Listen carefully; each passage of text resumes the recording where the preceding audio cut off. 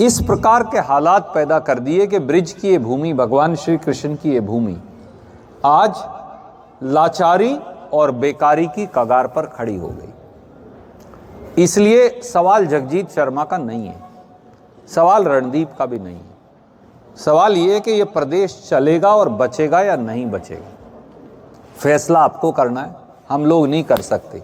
हम तो लड़ सकते हैं, हम अपना संघर्ष करेंगे, पर हम वो संघर्ष में तब कामयाब हो पाएंगे जब पलवल के, फरीदाबाद के, सोना के, पूरे हरियाणा का एक एक साथी जात से ऊपर उठ के संकल्प करके कंधे से कंधा मिलाकर लड़ेगा।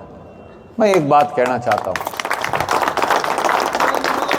इस नौजवान की आगे बढ़ने की इच्छा है, संघर्षशील है। मैंने पहले भी जगजीत को कहा था, रणदीप के हाथ में कलम नहीं, मैं निर्णय नहीं करता।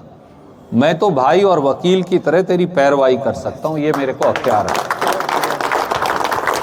निर्णय पार्टी करती है। पर मैं एक बात कहूंगा, क्या अब करोड़ों रुपए वाले ही एमपी और एमएलए बन सकते हैं? किसी मध्यम वर्ग का बच्चा, वो ब्राह्मण के घर में पैदा हुआ हो, वो हरिजन के घर में पैदा हुआ हो, वाल्मीकि के घर में पैदा हुआ हो, वो किसी बैकवर्ड या किसान के घर में पैदा हुआ हो, वो आगे नहीं बढ़ सकता?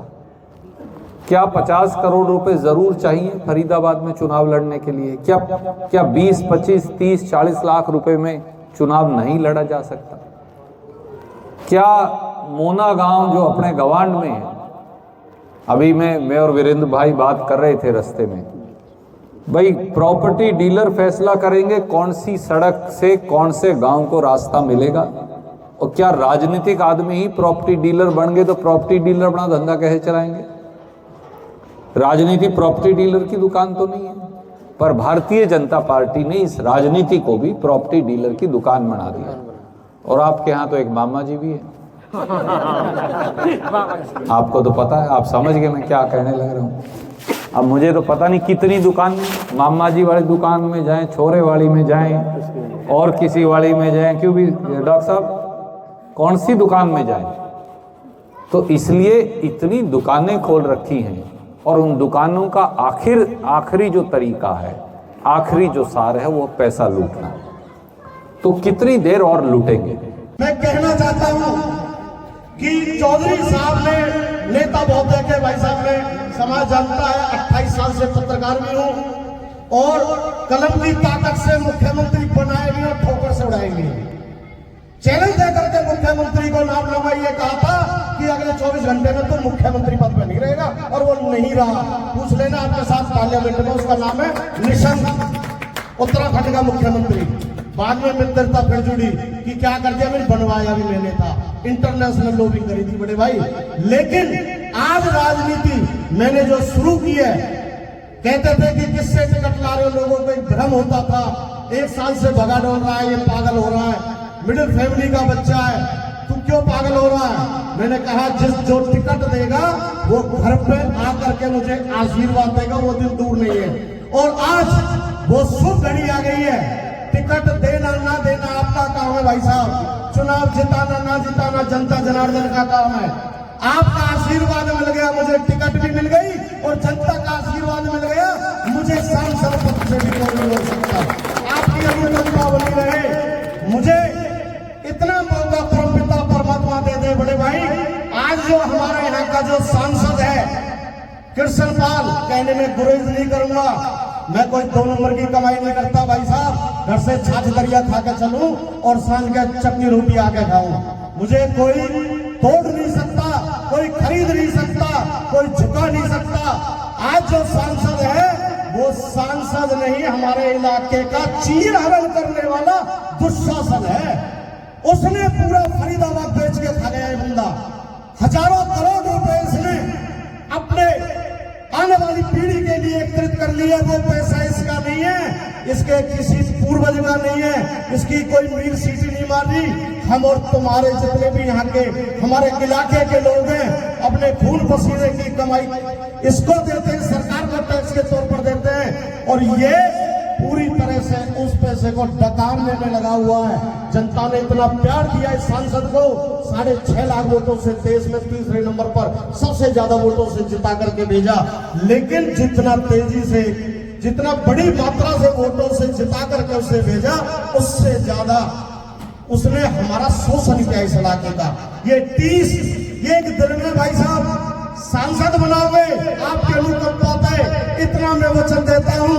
अपने सब समाज के सरदारी के बीच में मैं डागरपाल से संबंध रखता हूं, केवल ब्राह्मण बेशक हूं लेकिन पत्रा वाचा बामन ना हूं। मैं भी जाट चौधरी के इलाके से आता हूं, मुझे गर्व है अपनी बात का। मैं एक बात कहना चाहता हूं बड़े भाई, अगर मुझे मौका देते हो, आपके अनुकंपा रही तो यहाँ के सांसद ने जितना पैसा 2 नंबर का कमाया हुआ है, आपके आशीर्वाद से वो ताकत मिली तो सांसद को चौक और चौराहे पर इलाके का पूरा पैसा निकलवा लिया।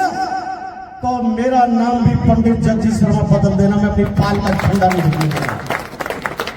ये जगजीत भाई ने कहा था कि वहाँ से निकलते हुए एक प्याला चाय का पीना है। मुझे नहीं पता था इन्होंने एक छोटी सी सभा भी प्रेम भरी, वो भी उसका साथ आयोजन किया है। मैं आप सबका जो सब प्रेम भाव से जगजीत भाई के लिए आए हैं, सारी सरदारी आई है, तो मैं आप सबका भी हृदय की गहराइयों से स्वागत करता हूँ। लंबी तकरीर आपसे एक दिन और बड़ा कार्यक्रम करेंगे, उस दिन चौहान साहब करेंगे। मैं आज केवल आपको इतना कहना चाहता हूँ, अगर हम नहीं जागेंगे, हम तो राजनीतिक पार्टी से हैं, हम अपनी लड़ाई लड़ेंगे, ये हमारा कर्तव्य है। पर अगर हरियाणा के लोग जागेंगे नहीं, तो हरियाणा के वो दिन दूर नहीं जब हरियाणा और देश, इन दोनों में से वोट का राज खत्म हो जाएगा। आप ना कोई जिला परिषद का मेंबर होगा सबीर जैसा, ना कोई विधायक होगा, ना सांसद होगा। इस समय आज जो देश के हालात हैं, उनमें देश के संविधान पर हमला बोला जा रहा है देश की सरकार के द्वारा। पहली बार 75 साल में एक ऐसी सरकार आई जिसने हिंदुस्तान के लोगों पर आक्रमण बोल रखा है। आप कहेंगे भैया हमारे ऊपर तो कोई हमला बोला नहीं, किसानों पर, दुकानदारों पर, गरीबों पर, अनुसूचित जाति पर, पिछड़े वर्गों पर। अगर आपसे बोलने का अधिकार, वोट का अधिकार, एमएलए, सरपंच, जिला परिषद, पंचायत समिति चुनने का अधिकार, अपनी बात कहने का अधिकार जो आज की सरकार छीनना चाहती है, वो छीन लिया तो फिर कुछ नहीं बचेगा। प्रजातंत्र अगर खत्म हो गया तो ना कोई किसान की बात सुनेगा, ना दुकानदार की सुनेगा, ना किसी गरीब की सुनेगा, ना किसी और बिरादरी की सुनेगा। और आज प्रजातंत्र पर हमला बोला जा रहा है। पहली बार 75 साल में ऐसा हुआ कि देश के प्रधानमंत्री नरेंद्र मोदी जी और उनकी सरकार ने 141 एमपी संसद से ही बाहर निकाल दिए। हम कुछ नहीं कह रहे थे, हम सिर्फ ये कह रहे थे कि सरकार को जवाब देना चाहिए किन हालात में जो उन बच्चों ने किया, चाहे उन्होंने वो रंग वाला पटाखे चलाए, अगर वो कोई जहरीली गैस होती तो सब लोग मर सकते थे। तो मैं इसलिए, ईश्वर भाई हैं, सुरेश भाई यहाँ खड़े हैं, देवेंद्र भाई साहब से एक दिन बात कर रहा था, अगर कहीं कोई उग्रवादी होते तो शायद आज देश कहां से कहां पहुंच गया होता। पर क्या कारण है जो इस देश के बेटों को, बेटियों को इस बात के लिए मजबूर कर देता है कि वो अपनी संसद पर ही हमला बोल दें, वो अपनी संसद के अंदर ही कूद जाएं, वो जो उन्होंने अपनी वोट डाल के चुनी है, वो शायद जो इतनी बड़ी बेरोजगारी और महंगाई, राहुल गांधी जी ने कहा कि शायद इतनी भीषणतम बेरोजगारी और महंगाई इस देश के अंदर इस समय है, पेट पालना, पेट काटने की बात हो गई है। पेट काटकर परिवार का गुजारा आदमी चला रहा है। आप सब जो अपन यहाँ बैठे हैं, मध्यम वर्ग के लोग, कोई किसान हो सकता है, कोई और छोटा मोटा व्यवसाय या कर्मचारी भी हो सकता है। आप अपने मन से पूछ लीजिए, अपने घर का खर्चा हम सब कैसे चला रहे हैं? हरियाणा प्रांत में पिछले 9.5 साल से, पहले बीजेपी का अकेली का और अब बीजेपी और जेजेपी का राज, इन 9 साल के अंदर क्या सरकार ने बच्चों को कोई रोजगार दिया? कल ही ये खबर थी कि 2 बच्चे विदेश गए, एक को एजेंटों ने मार दिया, एक वहां एक्सीडेंट में या अस्पताल में बीमार होकर मर गया। उनमें से एक बच्चा हमारे इलाके से, कैथल से भी था, उनके परिवार को मैं जानता हूं। एक बच्चा और अपना पड़ोस से था। जिस प्रांत के अंदर सरकार ये कहे कि तुमको पलवल में रोजगार नहीं दे सकते, फरीदाबाद में नहीं दे सकते, गुड़गांव, भिवानी, महेंद्रगढ़ में नहीं दे सकते, सिरसा, फतेहाबाद में, जींद, कैथल में, कुरुक्षेत्र, करनाल, अंबाला, यमुनानगर, पानीपत में नहीं दे सकते, इजराइल में नौकरी देंगे। मनोहर लाल खट्टर जी अब ये कह रहे हैं इजराइल में बालकों को नौकरी देंगे। अरे भाई यहीं दे दे। 2 लाख नौकरी खाली पड़ी है। 47 बार पेपर बिक चुके, लीक हो चुके। आपके घर में भी बच्चे हैं, लड़के लड़कियां दोनों, जो नौकरियों की आस में लाखों रुपया लेके हमने पढ़ाए, खर्च करे बच्चों के ऊपर। हजारों रुपया इनकी पेपर की तैयारी में खर्च होते हैं। कोई एकेडमी में जाता है, कोई कोचिंग सेंटर जाता है, कोई कहीं जा रहा है, कोई कहीं जा रहा है बच्चा। आखिर में जब पेपर की बात आती है वो लीक हो जाता है। कोई बीजेपी के स्कूल से, कॉलेज से बिक जाता है, कोई कहीं और से। कहां जाएं? इसलिए आज हजारों बच्चे, लाखों बच्चे एक एक इलाके से अपना आधा किला जमीन का जो उनके हिस्से आता है वो बेचकर विदेश जाने पर मजबूर है। फरीदाबाद, गुड़गांवा, रिवाड़ी, रोहतक का, सोनीपत के इलाके में जमीन कम हो गई, परंतु फिर भी जमीन की कीमत होने की वजह से कहीं कहीं बच्चे बच गए। पर कितनी देर बच पाएंगे? बाबूजी आप इस तरफ आ जाओ, क्योंकि वो दिखता नहीं किसी को। कितनी देर बच पाएंगे? थोड़ी देर में ये जमीन भी चली जाएगी और दूसरे लोग आके अपने इलाकों के अंदर बस रहे। कोई नई फैक्ट्री हरियाणा में नहीं लगी, कोई नया उद्योग हरियाणा के अंदर नहीं लगने लग रहा, कोई नया धंधा हरियाणा के अंदर नहीं है। मारुति की एक फैक्ट्री कभी इंदिरा गांधी जी ने लगाई थी, उसके भी एक हिस्सा, 2 फैक्ट्रियां उसकी उठाकर हमने गुजरात भेज दी। प्रधानमंत्री ने चाहा, मुख्यमंत्री उनके साथ सहमत है। एक ऐसी सरकार है जहां रिश्वत का राज है। आप पलवल की तहसील से लेके, पलवल के थाने से लेकर, पलवल के पेंशन कार्यालय से लेकर किसी दफ्तर में चले जाइए, जो रिश्वत अगर 10 रुपए हुआ करती थी वो आज रिश्वत बढ़कर 200 और 500 रुपए हो गई हर चीज़ की। एक चीज़ की बात नहीं करने लग रहा, हर चीज़ की। क्या करे गरीब आदमी, कहाँ जाए? ना धंधा है, ना रोटी है, ना रोजगार है, ना बढ़ोतरी है। धीरे धीरे धीरे धीरे हरियाणा को इन्होंने गर्त के अंदर लाके खड़ा कर दिया। ऐसा प्रांत जो हिंदुस्तान का सबसे तरक्की पसंद प्रांत था, जहां हर रोज चीजें चढ़ती थी, आज हरियाणा पिछली तरफ चला गया। और फरीदाबाद, पलवल का तो एक और तकलीफ ये भी है कि यमुना का जो काला पानी अपने यहाँ आता है, उसने अब हमारी पूरी जमीन दूषित कर दी है। खेती करना, ट्यूबवेल से पीने का पानी पीना अब दूभर हो गया, और धीरे धीरे बिजली की समस्या भी। हम कोशिश कर रहे हैं राजनीति को बदलने की, हम कोशिश कर रहे हैं एक नई राजनीति के निर्माण की, हम कोशिश कर रहे हैं उस राजनीति के निर्माण की जहां आपका नुमाइंदा आपके बीच से आएगा और आपको जवाबदेह होगा। इस राजनीति का पदार्पण, इस राजनीति की शुरुआत हम करने की कोशिश कर रहे हैं। राहुल गांधी को किसी ने कहा नहीं था कि 3500 किलोमीटर देश के एक कोने से दूसरे कोने चलकर जाना है, इसलिए कि इस देश में महंगाई है। जब सरदार मनमोहन सिंह जी और सोनिया गांधी का शासन था तो 400 का गैस सिलेंडर था, आज 1150 रुपए का गैस सिलेंडर है। जब कांग्रेस की सरकार थी तो 60 रुपए किलो की दाल थी, उसको महंगी बताया करते थे।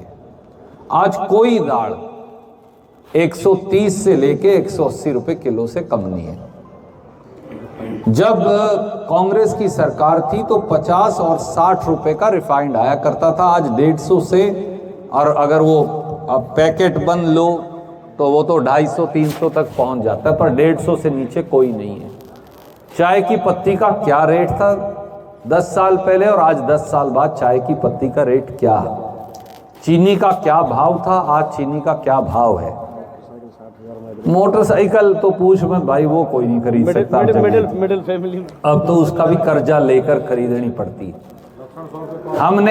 मैंने जिंदगी में खुद ये जो स्कूटर है मैंने 7,500 रुपये में खरीदा था पहली बार। भाई साहब को शायद पता होगा, पीले रंग का होता था मेरे पास। 7,500 रुपये में स्कूटर लिया था जब मैं कॉलेज में गया। आज 7,500 में शोरूम के अंदर बढ़ने नहीं देता कोई, साइकिल भी नहीं आती। परंतु अगर आप शोरूम में जाओ, कहेंगे भाई 7,500 नहीं, 10 तो यहाँ पहले रख, फिर बात करेंगे तेरे से। 1.5-2 लाख रुपए की तो मोटरसाइकिलें हैं। बगैर लाइसेंस वाली स्कूटी का रेट ही 70,000 हो गया। बिल्कुल हो गया जी। बगैर लाइसेंस वाली, वो भी जो चलती भी नहीं। तो इसलिए जिंदगी कहाँ से कहाँ जाएगी और कैसे लोग अपनी जिंदगी जिएंगे, महंगाई पर काबू करने की जरूरत है। रुपया पैसा 2 या 3 या 5 या 10 आदमियों के पास बाबूजी नहीं रह सकता। किसानी को आप लूट नहीं सकते। जिस दिन हम सारे खेती करना बंद कर देंगे, देश भूखा मर जाएगा। ये गलत फहमी के शिकार हैं जो दिल्ली में बैठे हैं। जिस दिन अपन सारे मिलके खेती करना बंद कर देंगे, देश नहीं चल सकेगा उस दिन। जिस दिन पंजाब, हरियाणा, राजस्थान, उत्तर प्रदेश, मध्य प्रदेश वाले कह देंगे भाई हम अपने खेत पे ताला लगाएंगे, जैसे फैक्ट्री वाले लगाते, एक सीजन हम तो भूखे मरांगे सारे, परंतु देश नहीं चल सकता। पर किसान ना कृतघ्न नहीं है, उसकी जात कोई भी हो, गरीब कृतघ्न नहीं है। वो देश का पेट लगातार पालेगा और अपने बच्चों का भी पालेगा।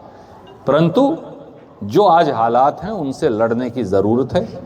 मैं जगजीत भाई को यही कहा, 1 और 1 11, अपन सारे मिल के लड़ेंगे। और कहते हैं अकेला चना जो है वो थोथ नहीं कर सकता, भाड़ नहीं फोड़ सकता। पर मैं एक बात कह दूं, एक आदमी अगर निर्णय कर लेना कि मुझे सारी व्यवस्था को बदलना है, तो फिर कारवां बढ़ता जाता है। और आपका प्रेम ये दिखाने लग रहा है, आपके चेहरों की जिज्ञासा और आपके चेहरों की पीड़ा, और कहीं कहीं आपके चेहरे की मुस्कुराहट ये दिखाती है कि उम्मीद की वो किरण जिसका सपना हमने देखा है वो आपके चेहरे पर टिमटिमा रही है। मैं आपको ये वायदा करता हूं कि हम इसका बलबला बना देंगे और इसको संघर्ष की ऐसी चिंगारी का रंग देंगे। चौधरी रणदीप सुरजेवाला, चौधरी रणदीप सुरजेवाला, इसको हम संघर्ष की एक ऐसी चिंगारी का रंग देंगे जिसके नीचे सत्ता परिवर्तन भी होगा, दिल्ली और हरियाणा दोनों, और व्यवस्था परिवर्तन भी होगा। आप सब यहाँ आए, मैं हाथ जोड़कर आपका अभिवादन भी करता हूँ।